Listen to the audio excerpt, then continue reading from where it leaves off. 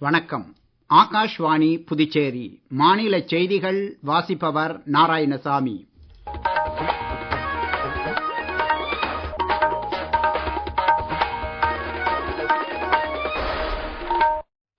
தலைப்புச் செய்திகள். வந்தே மாதரம் தேசபக்தி பாடல் இன்று வரை நாட்டின் அடையாளத்தை தொடர்ந்து வலுப்படுத்தி வருவதாக குடியரசு துணைத் தலைவர் திரு சி.பி. ராதாகிருஷ்ணன் கூறியுள்ளார். சுயசார்பை நோக்கிய இந்தியாவின் பயணத்தில் துணிச்சலான இளம் தலைமுறைக்கு அதிக தேவை இருப்பதாக பிரதமர் திரு நரேந்திர மோடி கூறியுள்ளார். $30 டிரில்லியன் பொருளாதாரமாக மேம்படும் பாதையில் இந்தியா வலுவான முறையில் பயணித்து வருவதாக மத்திய அமைச்சர் திரு பியூஷ் கோயல் தெரிவித்துள்ளார். ஆடி அமாவாசை திருநாளை ஒட்டி புதுச்சேரி கடற்கரையில் இன்று நடைபெற்ற தீர்த்தவாரியில் ஏராளமான பக்தர்கள் கலந்து கொண்டனர். இனி விரிவான செய்திகள். விடுதலை போராட்ட காலத்தில் மக்களின் விடுதலை உணர்வை தூண்டிய வந்தே மாதரம் தேசபக்தி பாடல் இன்று வரை நாட்டின் அடையாளத்தை தொடர்ந்து வலுப்படுத்தி வருவதாக குடியரசு துணைத் தலைவர் திரு சி.பி. ராதாகிருஷ்ணன் கூறியுள்ளார். வந்தே மாதரம் தேசபக்தி பாடலின் 150ஆம் ஆண்டை குறிக்கும் வகையில் மத்திய கலாச்சார அமைச்சகம் சார்பில் இன்று புதுடில்லியில் நடைபெற்ற ஹர்கர் திரங்கா பைக் பேரணியில் பேசுகையில் அவர் இவ்வாறு கூறினார். இந்நிகழ்ச்சியின் போது திரு கிரண் ரிஜிஜு, டாக்டர் ஜிதேந்திர சிங், திரு கஜேந்திர சிங் ஷெகாவத், திரு கிஷன் ரெட்டி, திரு ராஜீவ் ரஞ்சன் சிங் உள்ளிட்ட மத்திய அமைச்சர்களும் உடன் இருந்தனர். நிகழ்ச்சியில் குடியரசு துணைத் தலைவரின் உரை குறித்து கூடுதல் விவரங்கள். வந்தே மாதரம் என்ற சொற்களின் உணர்வை உயர்த்தி பிடிப்பதில் சாவர்கர், நேதாஜி, திருப்பூர் குமரன் போன்ற விடுதலை போராட்ட வீரர்கள் காட்டிய துணிச்சல் எப்போதும் நினைவில் கொள்ளத்தக்கது என்று குடியரசு துணைத் தலைவர் கூறினார். ஹர்கர் திரங்கா இயக்கம் குறித்து அவர் பேசுகையில், வீடுதோறும் மூவர்ண கொடி ஏற்றுவதற்கான இந்த இயக்கம் தற்போது மக்கள் இயக்கமாகவே மேம்பட்டு இருப்பதை சுட்டிக்காட்டினார். நாட்டு மக்கள் அனைவரும் மிகுந்த பெருமையுடன் இதில் பங்கேற்று ஒற்றுமை மற்றும் சேவை உணர்வை வெளிப்படுத்த வேண்டும் என்றும் அவர் கேட்டுக் கொண்டார். பிரதமர் திரு நரேந்திர மோடி இன்று புதுடில்லியில் நடைபெற்ற விழாவில் முன்னாள் குடியரசுத் தலைவர் திரு ராம்நாத் கோவிந்தின் சுயசரிதை நூலை வெளியிட்டார். குடியரசுத் தலைவர் பதவியிலிருந்து ஓய்வு பெற்ற பின்னரும் ஒரே நாடு ஒரே தேர்தல் உள்ளிட்ட முக்கிய பிரச்சனைகளில் தொடர்ந்து பங்காற்றி வருபவர் திரு ராம்நாத் கோவிந்த் என்றும், இளைஞர்கள் இத்தகைய தலைவர்களின் வாழ்க்கை வரலாற்றை பயின்று விக்சித் பாரத் இலக்கை எட்டுவதில் வலுவாக பங்களிக்க வேண்டும் என்றும் பிரதமர் கேட்டுக் கொண்டார். சுயசார்பை நோக்கிய இந்தியாவின் பயணத்தை தொடர்ந்து முன்னெடுத்துச் செல்ல தடைகளைக் கண்டு அஞ்சாத துணிச்சலான இளம் தலைமுறைக்கு அதிக தேவை இருப்பதாக அவர் தெரிவித்தார். முன்னாள் குடியரசுத் தலைவர் திரு ராம்நாத் கோவிந்த் இந்நிகழ்ச்சியில் பேசுகையில், அரசியல் என்பது தேச சேவைக்கான கருவியே தவிர அதிகாரத்தை எட்டுவதற்கான வழி மட்டுமே அல்ல என்றார். இந்தியாவின் சூழலியல் மரபுகளில் ஒருங்கிணைந்த பகுதியாகவே யானைகள் திகழ்வதாக பிரதமர் திரு நரேந்திர மோடி கூறியுள்ளார். உலக யானைகள் தினமான இன்று சமூக ஊடகத்தில் அவர் வெளியிட்டுள்ள பதிவில், உலகின் 60% ஆசிய யானைகள் இந்தியாவில் இருப்பதையும், நாட்டில் 33 சரணாலயங்கள் மூலம் யானைகளுக்கு வாழ்விடம் அளிக்கப்படுவதையும் சுட்டிக்காட்டியுள்ளார். யானைகள் இனத்தை நீண்டகால அடிப்படையில் பாதுகாக்கும் முயற்சிகளில் வனத்துறை ஊழியர்கள், விஞ்ஞானிகள், கால்நடை மருத்துவர்கள் மற்றும் உள்ளூர் சமூகத்தினர் ஆற்றி வரும் பங்களிப்பு பாராட்டத்தக்கது என்று பிரதமர் மேலும் கூறியுள்ளார்.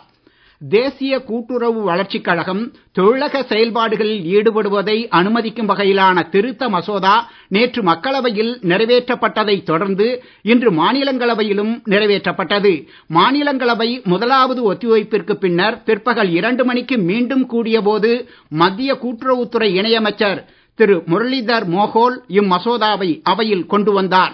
இம்மசோதா நிறைவேற்றப்பட்டதை தொடர்ந்து கேரளா என்ற பெயரை கேரளம் என மாற்றுவதற்கான மசோதா மாநிலங்களவையில் விவாதத்திற்கு எடுத்துக் கொள்ளப்பட்டது.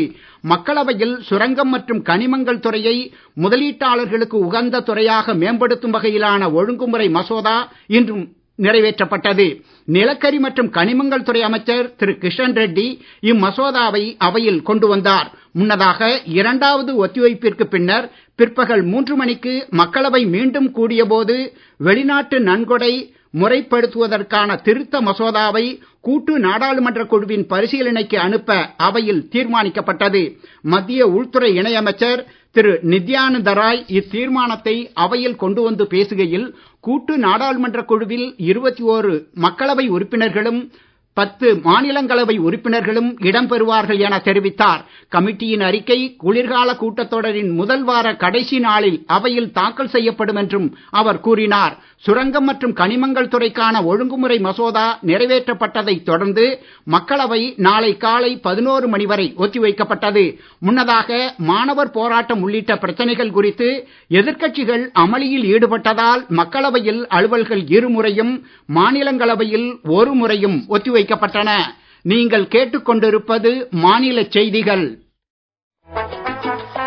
நேயர்கள் ஆகாஷ்வாணி செய்திகளை உடனுக்குடன் தெரிந்து கொள்ள எமது புதுச்சேரி மண்டல செய்திப் பிரிவின் சமூக ஊடகங்களான @AIRnews_புதுவை என்ற எக்ஸ் பக்கத்தையும், all India radio news Puducherry என்ற Facebook பக்கத்தையும், @RNU புதுச்சேரி என்ற யூடியூப் சேனலையும் அணுகலாம்.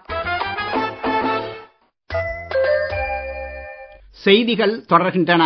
இந்தியாவின் $4 டிரில்லியன் பொருளாதாரம் $30 டிரில்லியன் பொருளாதாரமாக மேம்படும் பாதையில் வலுவான முறையில் பயணித்து வருவதாக மத்திய தொழில் வர்த்தக அமைச்சர் திரு பியூஷ் கோயல் கூறியுள்ளார். இன்று புதுடெல்லியில் பாரத் வியாபார் மகோத்சவத்தில் அவர் உரையாற்றினார். இந்தியாவில் தயாரிப்போம், உலகிற்காக தயாரிப்போம் என்பதை கொண்டாடும் வகையில் அகில இந்திய வர்த்தகர் கூட்டமைப்பும் வர்த்தக வளர்ச்சிக்கான இந்திய அமைப்பும் இணைந்து இந்த 4 நாள் வியாபார திருவிழாவிற்கு ஏற்பாடு செய்துள்ளன. விழாவில் அமைச்சரின் உரை குறித்து கூடுதல் விவரங்கள். பாதுகாப்பு, விண்வெளி தொழில்நுட்பம் உள்ளிட்ட துறைகளில் இந்தியாவின் திறன்களை உலகிற்கு வெளிப்படுத்துவதே வியாபார திருவிழாவின் நோக்கம் என்று மத்திய அமைச்சர் திரு பியூஷ் கோயல் தெரிவித்தார். சுயசார்பை நோக்கிய இந்தியாவின் பயணத்தை துரிதப்படுத்தவே அரசு கடந்த 4 ஆண்டுகளில் 38 நாடுகளுடன் வரியில்லா வர்த்தக ஒப்பந்தங்களை இறுதி செய்திருப்பதாக அவர் கூறினார். இந்த ஒப்பந்தங்களை தொழில் வர்த்தகத்துறையினர் நன்கு பயன்படுத்திக் கொள்ள வேண்டும் என தொழில் வர்த்தகத்துறை இணையமைச்சர் திரு ஜிதின் பிரசாதா கேட்டுக் கொண்டார். வர்த்தகம், தொழில்நுட்பம் ஆகிய இரண்டும் தான் இந்தியாவின் வளர்ச்சியை உந்திச் செல்லும் இரட்டை என்ஜின்கள் என்றும் அவர் குறிப்பிட்டார். கைத்தறி துறையில் சந்தை தேவைகளுக்கு ஏற்ற வடிவமைப்பு, நீடித்த உற்பத்தி முறைகள் மற்றும் இதர புதுமைகளை புகுத்த வேண்டியதன் அவசியத்தை மத்திய ஜவுளித்துறை அமைச்சர் திரு கிரிராஜ் சிங் வலியுறுத்தியுள்ளார். இதனால் கைத்தறித்துறைக்கு புத்துயிர் அளிக்கவும், நெசவாளர்கள் மற்றும் கைவினைக் கலைஞர்களுக்கு புதிய வாய்ப்புகள் கிடைக்கவும் ஏதுவாகும் என்று அவர் இன்று புதுடெல்லியில் இந்திய கைத்தறி தொழில்நுட்ப கழகங்களுக்கு இடையிலான முதலாவது வருடாந்திர மாநாட்டில் பேசுகையில் கூறினார். விடுதலை போராட்ட காலத்தில் பிரிட்டிஷ் ஆட்சிக்கு எதிரான போராட்டங்களின் சின்னமாகவே திகழ்ந்த கைத்தறி தற்போது மக்களின் பொருளாதார அதிகார மேம்பாட்டிற்கான கருவியாக மேம்பட்டுள்ளதாக அவர் தெரிவித்தார். கைத்தறி தொழில்நுட்பம் பயிலும் மாணவர்கள் வேலை தேடுபவர்களாக அன்றி மற்றவர்களுக்கு வேலை கொடுக்கும் தொழில் முனைவோராக மேம்பட வேண்டும் என்றும், கைத்தறி துணி ரகங்களை புவிசார் குறியீடு பெற்ற உயர் மதிப்பு உற்பத்தி பொருளாக மாற்ற வேண்டும் என்றும் அமைச்சர் வலியுறுத்தினார். கைத்தறி தொழில்நுட்ப கழகங்களுக்கும் தொழில்துறையினருக்கும் இடையிலான ஒத்துழைப்பை வலுப்படுத்தும் வகையில் கிராசிம் இண்டஸ்ட்ரீஸ் நிறுவனத்துடன் புரிந்துணர்வு ஒப்பந்தம் ஒன்றும் இந்நிகழ்ச்சியின் போது இறுதி செய்யப்பட்டது. இன்று ஆடி அமாவாசை திருநாளை ஒட்டி புதுச்சேரி மற்றும் சுற்றுப்புற பகுதிகளில் உள்ள பல்வேறு திருக்கோயில் உற்சவர்களுக்கு புதுச்சேரி கடற்கரையில் தீர்த்தவாரி நடைபெற்றது. ஏராளமான பொதுமக்கள் இதில் கலந்து கொண்டு தரிசனம் செய்தனர். கடற்கரையிலும் திருக்காஞ்சி சங்கராபரணி ஆற்றங்கரையிலும் ஏராளமானோர் தங்களின் முன்னோர்களுக்கு தர்ப்பணம் கொடுத்தனர். இன்று மேற்கு தொடர்ச்சி மலை மாவட்டங்கள் மற்றும் சென்னை, காஞ்சிபுரம், செங்கல்பட்டு, திருவண்ணாமலை உள்ளிட்ட மாவட்டங்களின் ஓரிரு இடங்களில் பலத்த காற்றுடன் கூடிய மிதமான மழைக்கு வாய்ப்பு இருப்பதாக சென்னை வானிலை ஆய்வு மையம் தெரிவித்துள்ளது. தமிழகத்தின் இதர பகுதிகள் மற்றும் புதுச்சேரி, காரைக்கால் பகுதிகளில் லேசான மழை பெய்யக்கூடும் என்றும் வானிலை அறிக்கையில் தெரிவிக்கப்பட்டுள்ளது. வரும் 18ஆம் தேதி வரை மழை நீடிக்கலாம் என்றும் எதிர்பார்க்கப்படுகிறது. சூறாவளி காற்றுக்கு வாய்ப்பு அதிகமுள்ள தமிழக கடலோர பகுதிகள், வங்கக்கடல் பகுதிகள் மற்றும் அரபிக்கடல் பகுதிகளுக்கு மீனவர்கள் செல்ல வேண்டாம் என அறிவுறுத்தப்பட்டுள்ளனர். கடந்த 24 மணி நேரத்தில் அதிகபட்சமாக கடலூர் மாவட்டம் மரூரில் 9 சென்டிமீட்டர் மழை பதிவாகி உள்ளது.